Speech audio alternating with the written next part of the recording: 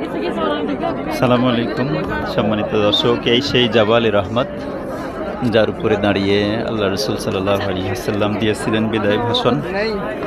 পাহাড়ের পাদদেশে ছিলেন লক্ষাধিক সাহাবায়ে কেরাম আজমাইন। আল্লাহর মেহেরবানিতে আমরা এখন সেই পাহাড়ের চূড়ায় দাঁড়িয়ে, সামনে যে বিশাল প্রান্তর দেখা যাচ্ছে এটা হলো আরাফাতের ময়দান।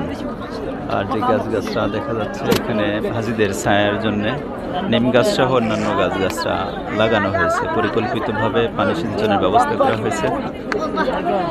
করা হয়েছে হাজিদের থাকার জন্য সুবন্দোবস্ত। চতুর্দিকে পাহাড়। আমি রোদের মধ্যে দাঁড়িয়ে আপনারা পাহাড় দেখতে পাচ্ছেন কিনা জানি না, আমি ক্যামেরা দেখতে পাচ্ছি না।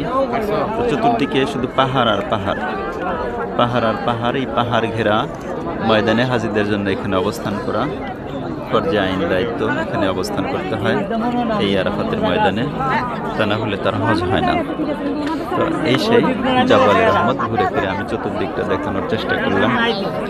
এখানে পাহাড়ের চূড়ায় এসেছেন অসংখ্য দর্শনার্থী, এসেছেন আমার সঙ্গে আমার টিমের অন্যান্য সদস্যবৃন্দ। আমরা এখন এই পাহাড় থেকে নিচের দিকে নেমে যাব। এই পাশ দিয়ে নামামো, এদিক দিয়ে আসো সিঁড়ি। হ্যাঁ, এদিক দিয়ে আসো।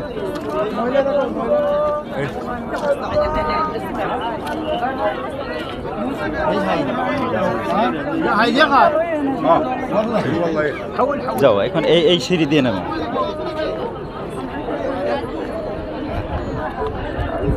এখন আমরা নেমে যাব, অন্যান্যরাও নেমে যাচ্ছে।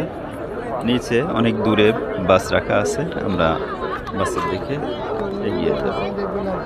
এটা হলো জাবালে রহমত। আবারও বলে রাখি, এটাই হলো আরাফাতের ময়দানে সেই ঐতিহাসিক জাবালে রহমত। এর চূড়ায় দাঁড়িয়ে আপনাদের সাথে কথা বলছি। আল্লাহ সুবহানাহু ওয়া তাআলা এখানে আসার তৌফিক দিয়েছেন। আল্লাহ আপনাদেরকেও তৌফিক দান করুন।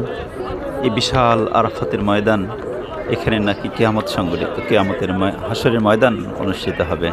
আল্লাহ ভালো জানেন। পাহাড় ঘেরা এই জায়গায় আল্লাহ তাআলা আমাদের সবাইকে আসার তৌফিক দান করুন।